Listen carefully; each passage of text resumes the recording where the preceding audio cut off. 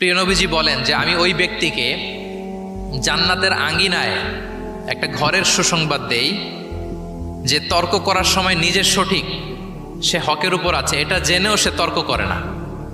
তর্ককে, আর্গুমেন্টকে, ডিবেটকে sacrifice করে যে না আমি ঝগড়ায় যাব না, যদিও সেই সঠিক। এরকম স্যাক্রিফাইস যে করে জান্নাতের আঙ্গিনায় তাকে আমি একটা ঘরের সুসংবাদ দেই।